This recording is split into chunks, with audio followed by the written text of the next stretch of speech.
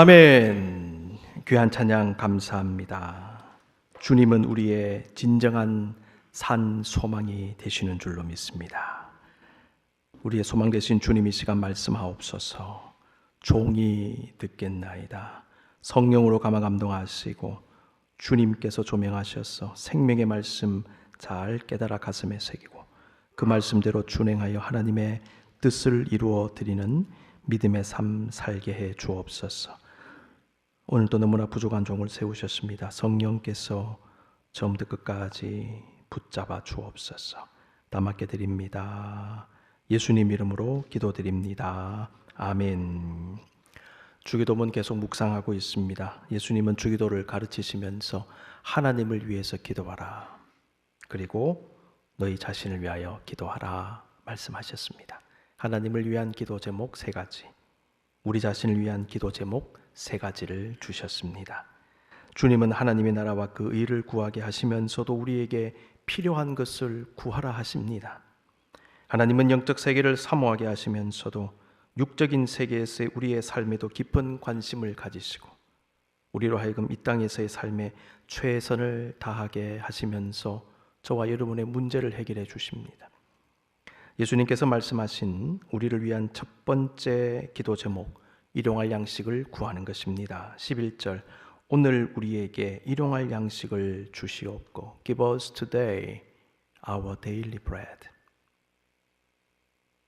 여러분, 이 한 문장인데 이 문장을 단어별로 쪼개서 깊이 묵상하여 매우 중요한 주님의 메시지를 깨달을 수가 있는 것입니다. 오늘에 담긴 의미, 우리에게 일용할 양식, 이 중요한 말씀을 함께 묵상해 보십시다. 일용할 양식이 무엇을 의미합니까?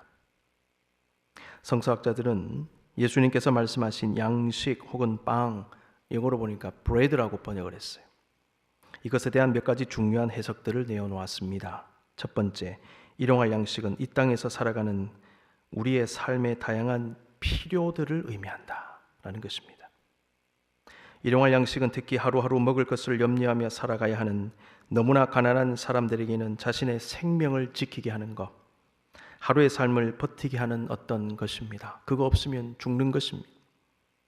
이런 의미에서 일용할 양식이 의미하는 것은 생명과 삶의 유지를 위해서 반드시 그리고 절박하게 필요로 하는 것이라고 말할 수 있습니다. 단순히 음식만이 아닙니다. 음식 외에 우리에게 필요한 모든 것들입니다.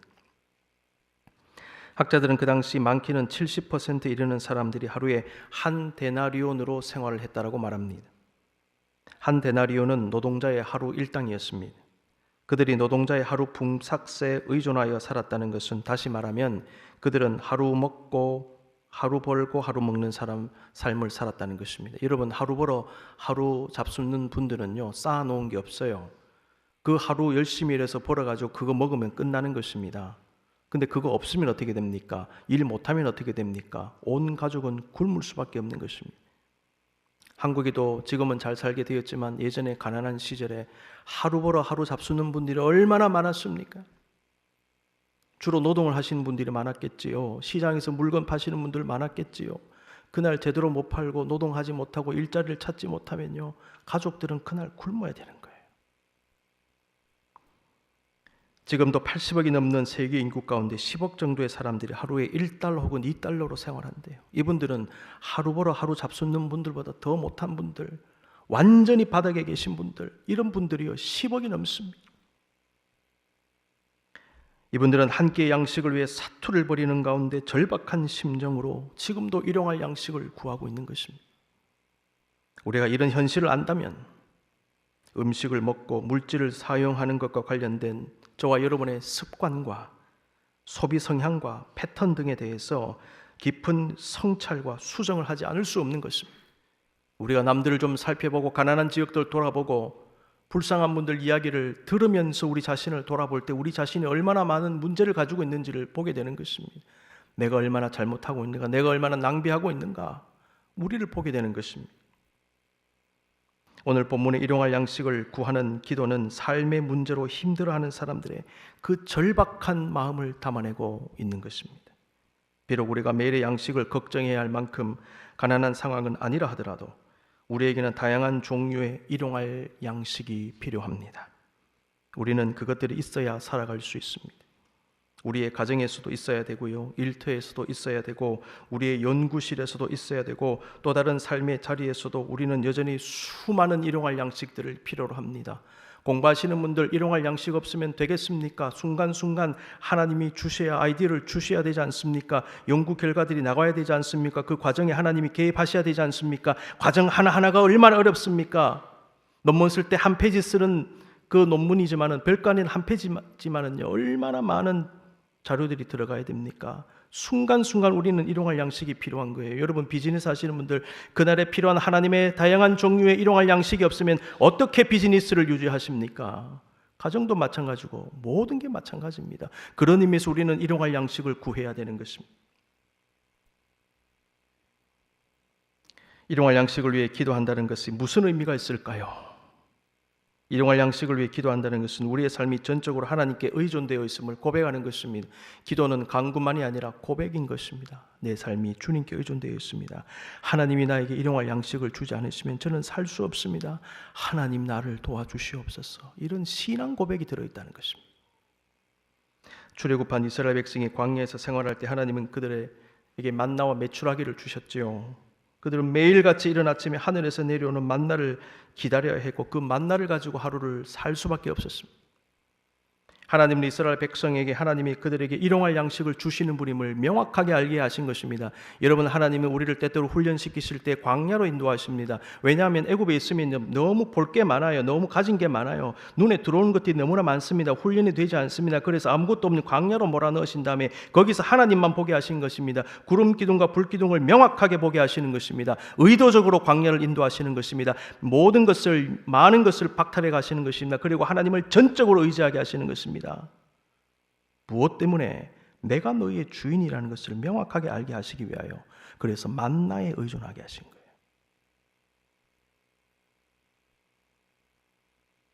그들의 인생길에서 오직 하나님만을 의지하는 훈련을 광야에서 40년 동안 시키신 것입니다. 이런 의미에서 하나님께 일용할 양식을 구하며 기도한다는 것은 매일의 삶을 하나님께 맡기고 의지하며 하나님의 은혜와 도움을 구하며 나아가는 성도의 신앙적인 모습이 되는 것입니다. 주님께 일용할 양식을 구하는 성도는 하나님을 의지하는 성도입니다. 우리는 늘 겸손히 기도하면서 이렇게 하나님의 도움을 구하고 어떤 일이 있든지 간에 주님께 매달리며 하나님의 손길을 기대하면서 나아가야 하는 것입니다. 우리는 너무나 약한 존재들임을 잊지 마십시다. 내가 가진 게요, 가진 게 아니에요. 내 건강이 건강입니까? 내가 이룬 게 이룬 것입니까? 착각하면 안 됩니다. 우리는 연약한 존재예요. 나는 많이 아는 것 같지만 많이 알지 못해요. 여전히 무지한 존재인 것입니다. 나에게 무슨 탤런트가 있다, 나에게 무슨 재능이 있다, 착각하지 마시기 바랍니다. 우리는 주님의 도움이 아니면 살 수 없어요. 그러므로 오늘도 우리는 일용할 양식을 구해야 하는 것입니다. 일용할 양식을 구하는 우리의 기도 속에는 우리를 먹이시고 돌보시는 하나님을 향한 감사가 들어있어요. 왜요? 일용할 양식을 주셨으니까. 우리는 우리가 매일 먹는 음식으로 인하여, 우리가 쓰는 돈과 물질과 우리의 삶을 영위하게 하는 모든 것들로 인하여 감사해야 합니다. 하나님이 허락하시기 때문에 우리 손에 쥐게 된 것입니다. 그래서 우리는 음식을 먹을 때 기도합니다. 식사 기도가 중요합니다. 식사 기도는 하나님을 향한 감사와 함께 하나님의 주권을 믿고 고백하는 신앙적 행위인 것입니다. 17세기 초에 출판된 개신교 경건훈련 매뉴얼에 관한 책이라고 할 수 있는 The Practice of Piety라고 하는 책이 있습니다. 청교도 목회자 루이스 베일리라는 분이 썼는데요, 경건의 실천 혹은 경건의 훈련이라고 말할 수 있겠습니다. 베일리는 이 책에서 그리스도인들의 식사 기도 역시 매우 중요한 영성훈련, 기도훈련, 경건의 훈련임을 말하면서 다음과 같이 권고했습니다. 여러분, 크리스천 클래식을 여러분 간혹 읽으시면 좋겠습니다. 성경과 함께 기독교 고전을 가까이 하시는 게 좋습니다. 그래서 우리가 몇 해 전에 새벽 기도 시간에도 The Imitation of Christ, 우리가 그리스도를 본받아, 토마스 아켄피스의 책을 새벽 기도 시간에 완독한 거 여러분 기억나시죠? 신앙의 서적, 특별히 고전 읽기는 굉장히 중요한데 너무나 유명한 고전 한 권을 소개하면서 특별히 식사기도에 대한 내용이 나와서 여러분과 함께 나누고자 합니다. 당신의 주님 되시는 예수 그리스도께서 기도하시기 전에는 결코 음식을 드시지 않으시고 먼저 창조물들을 축복하시고 하늘에 계시는 성부 하나님께 감사를 드리셨음을 묵상하라. 그러므로 복된 주님이 행하셨으며 당신의 앞서 살다간 수많은 위대한 신앙의 선배들이 주님을 따라 행했던 이 거룩한 행실을 본받으라. 당신이 지금까지 식사 시간에 감사를 드리지 않았기 때문에 아마도 처음 시작하는 것이 부끄럽게 생각될 수 있다. 그리스도께서 행하신 것을 부끄럽게 여기지 말고 오히려 당신이 오랫동안 그리스도인으로서 행해야 할 의무를 행하지 않고 무시해 온 것을 부끄러워하라.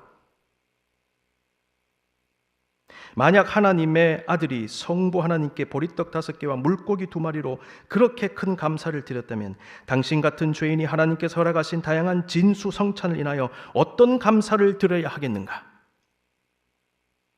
얼마나 많은 참된 그리스도인들이 당신이 먹기를 거절하는 그 한 끼 식사로 자신들의 배를 채울 때 기뻐하며 또한 당신이 남긴 그 음식이 없어서 부족함을 느끼는지 아는가? 사람들은 자신들이 먹는 음식을 위해 정말 열심히 일하는데 당신은 어떤 관심과 노동도 없이 당신이 먹을 음식을 가지고 있지 않은가? 결론적으로 만약 이교도 우상 숭배자들이 자신들의 만찬 자리에서 그들이 섬기는 거짓 신들을 늘 찬양한다면 그리스도인이 그의 저녁 식사와 만찬의 자리에서 우리가 힘입어 살며 기도하며 존재하는 참되신 하나님을 찬양하지 않는 것은 정말 수치스러운 일 아니겠는가? 여러분, 일용할 양식을 위해 기도하는 사람은 하나님 은혜에 감사하는 사람인 것입니다. 일용할 양식을 구하는 성도는 자신의 삶을 지탱하시는 하나님을 신뢰하는 사람입니다.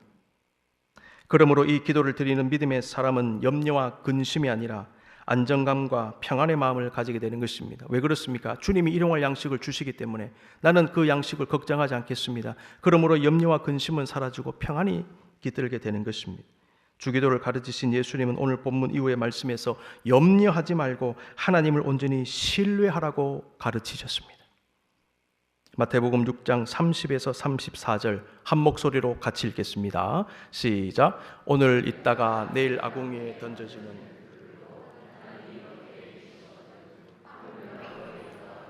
믿음이 작은 자들아, 그러므로 염려하여 이르기를 무엇을 먹을까 무엇을 마실까 무엇을 입을까 하지 말라.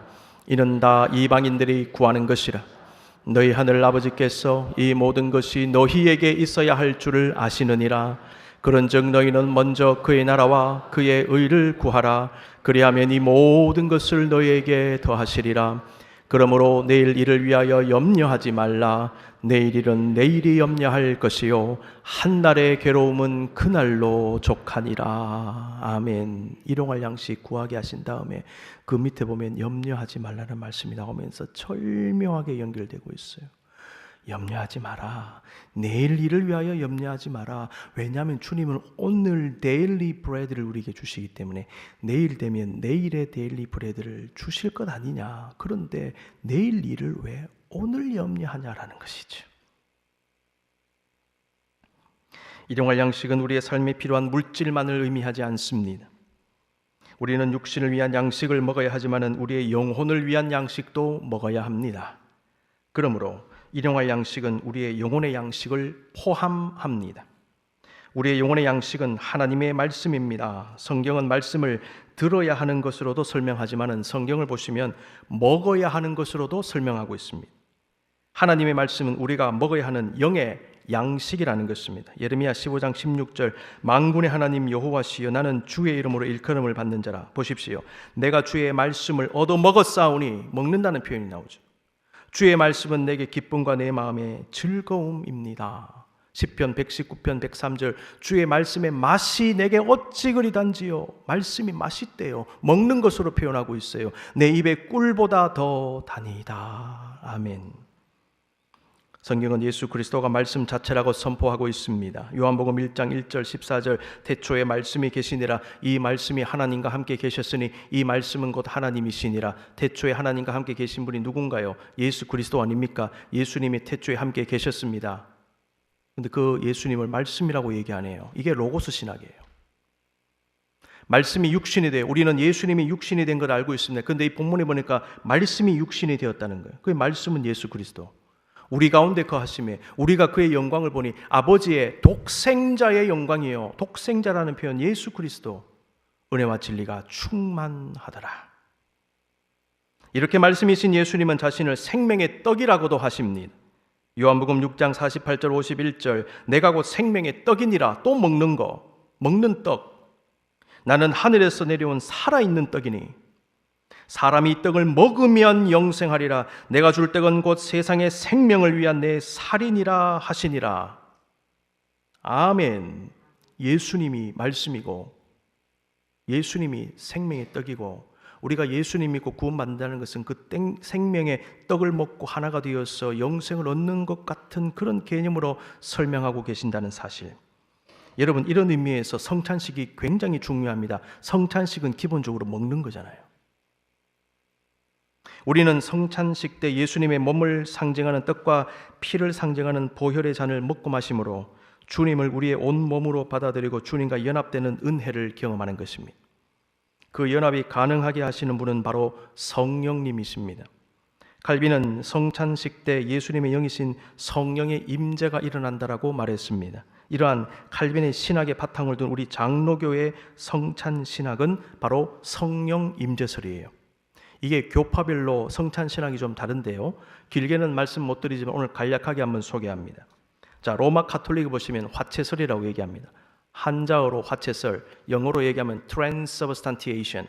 trans란 말은 바뀐다는 얘기고 substantiation은 substance에서 나왔죠. substance는 본질인 것입니다. 본질이 바뀐다.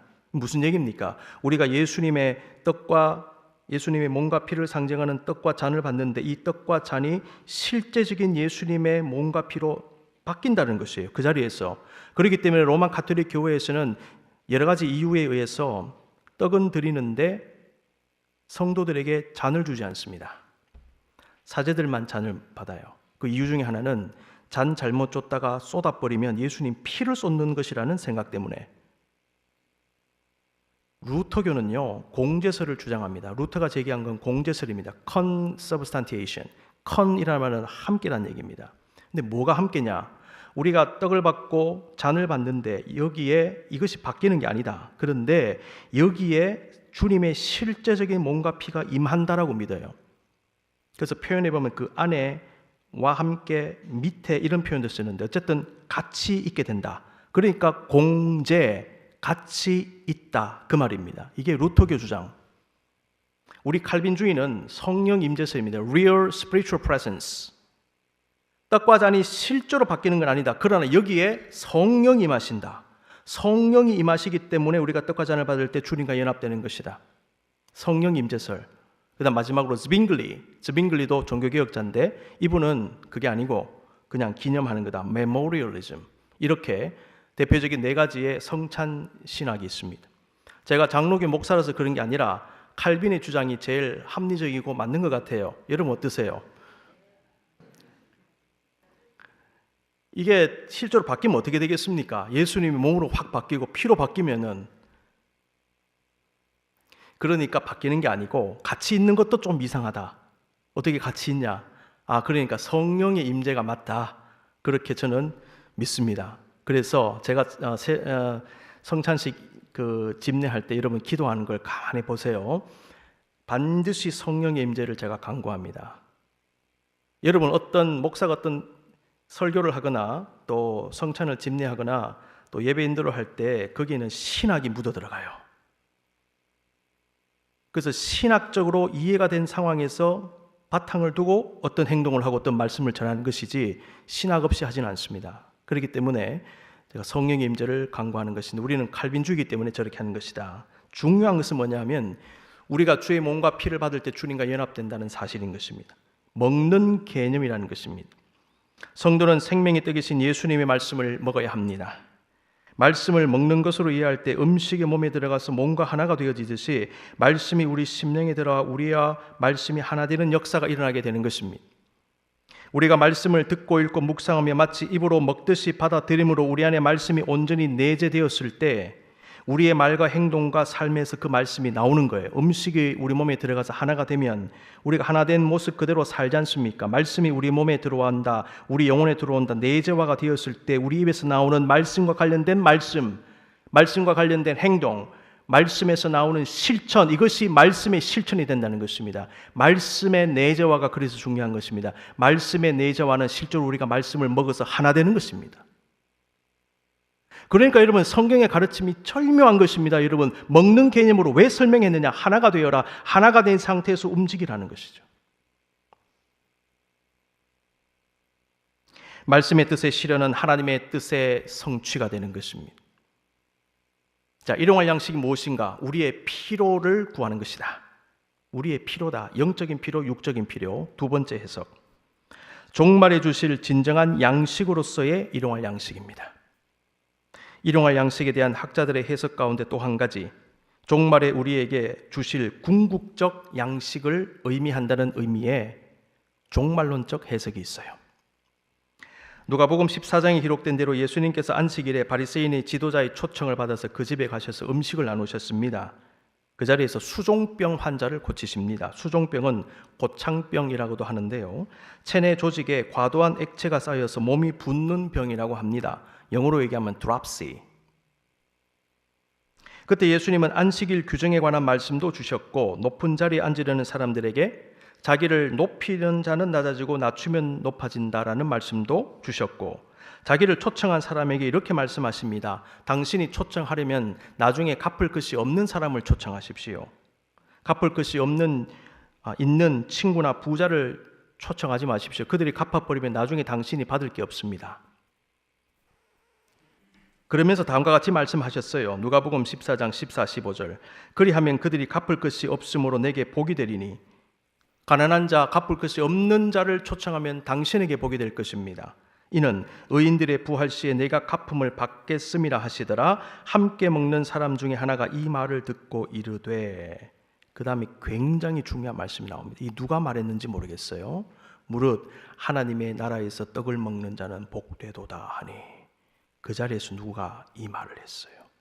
Blessed is everyone who will eat bread in the kingdom of God. 여러분, 이 한 센턴스가요, 종말론적 해석의 바탕이 되었어요. 이 말씀 속에 종말에 임할 하나님 나라에서의 잔치와 그곳에서 먹는 떡이 등장합니다.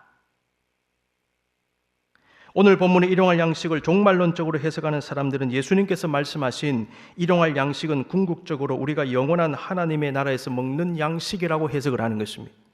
그래서 우리가 이 땅에서 먹는 영육의 양식과 함께 장차 하늘나라에서 먹는 양식을 같이 생각해야 되고, 예수님이 이 두 가지 양식을 같이 구하라고 하신 것이 아닌가, 이렇게 해석을 하는 것입니다.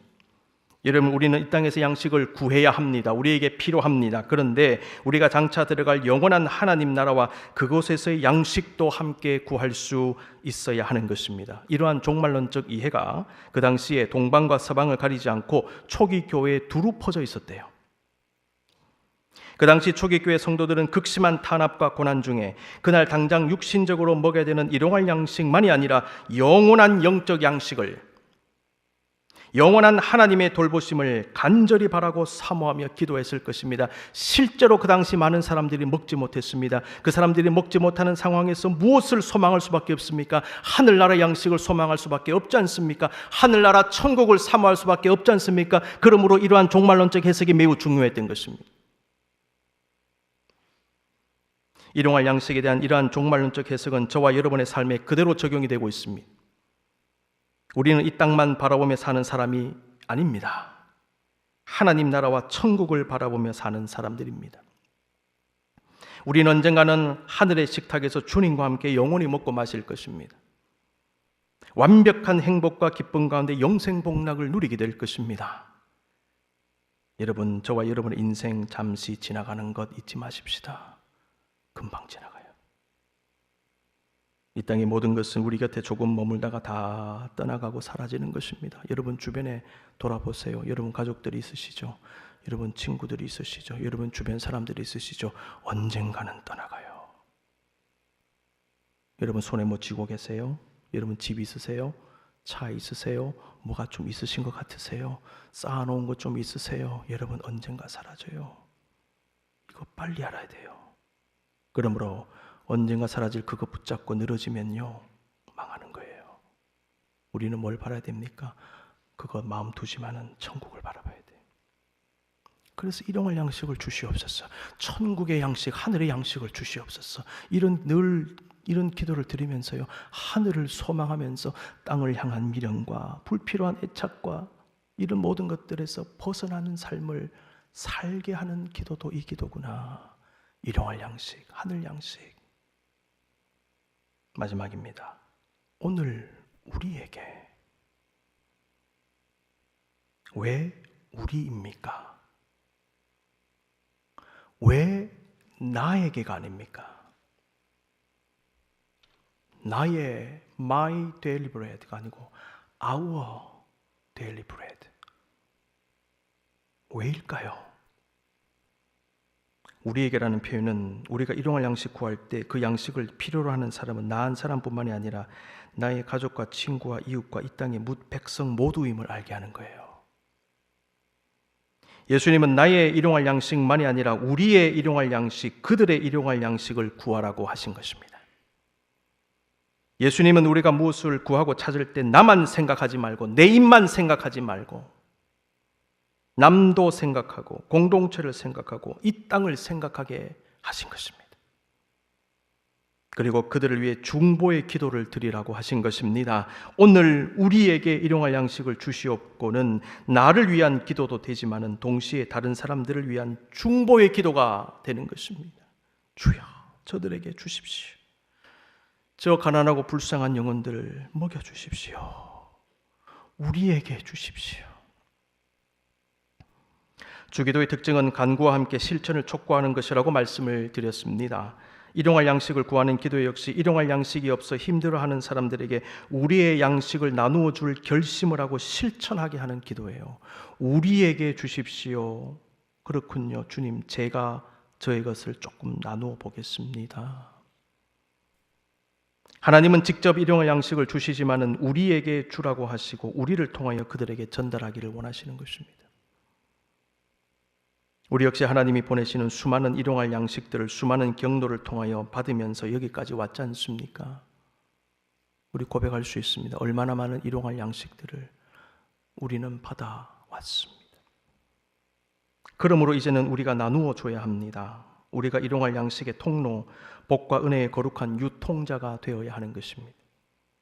우리의 섬김과 봉사와 구제와 선교는 어떤 의미에서 일용할 양식을 나누어 주는 거예요. 우리는 하나님 말씀의 양식을 나누고 사랑과 돌봄의 양식을 나누고 용서와 화해의 양식을 나누고 치유와 회복을 위한 일용할 양식도 나누며 오늘을 살아야 되는 것입니다. 단기 선교 왜 갈까요? 말씀의 양식 나누어 주러 가는 거예요. 우리에게 주신 그 양식을 나누어 주러 가는 거예요. 여러분, 복은 흘러 들어가는 것입니다. 은혜는 흘러 들어가는 것입니다. 나는 복의 전달자가 되는 것입니다. 하나님이 이렇게 흘려 보내주셔서 나를 통해서 막히게 하지 않으시고 열어라, 조금 열어줘라, 그 다음에 저쪽으로 흘러가는 거예요. 여러분 주변 사람들에게 여러분의 사랑에, 여러분의 기도에, 여러분의 여러 가지 도움과 선행의 복이 여러분을 통하여 흘러 들어가게 하십시오. 여러분을 통하여 흘러 들어가야 되는 그 복이 미쳐야 되는, 가야 되는 수많은 사람들이 저와 여러분의 주변에 많습니다. 여러분 학교의 제자들, 여러분의 직장의 동료들, 연구실에 같이 일하시는 분들, 여러분의 함께 일하시는, 일터에서 일하시는 분들 다 하나님께서 저와 여러분을 통해서 은혜를 주시는데 그 은혜와 복이 그들에게 흘려 들어가야 되는 것입니다. 오늘 우리에게 일용할 양식을 주시옵소서.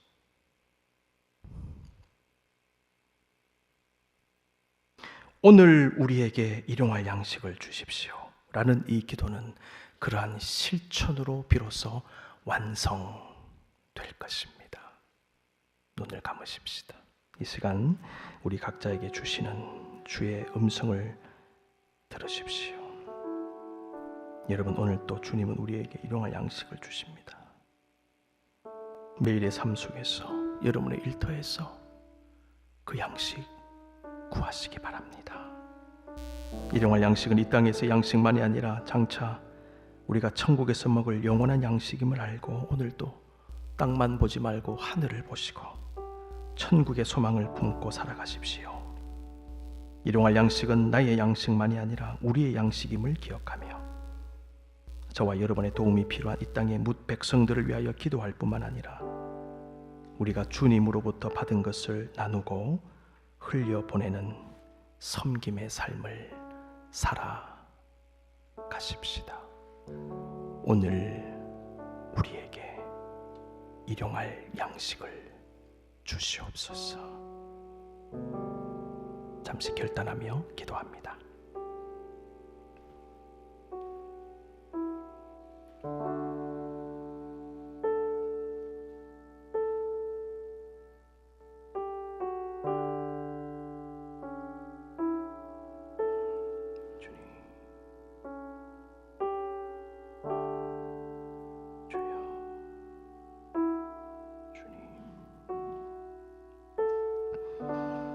사랑하는 여러분, 기억하십시다. 주님은 우리에게 일용할 양식을 오늘도 주세요. 하나님은 광야 같은 우리의 인생길에서 우리가 얼마나 힘든지, 얼마나 곤고한지, 얼마나 배고픈지, 얼마나 외로운지 너무나 잘 알고 계십니다. 우리를 너무나 잘 아시는 하나님은 오늘도 우리에게 일용할 양식을 주십니다.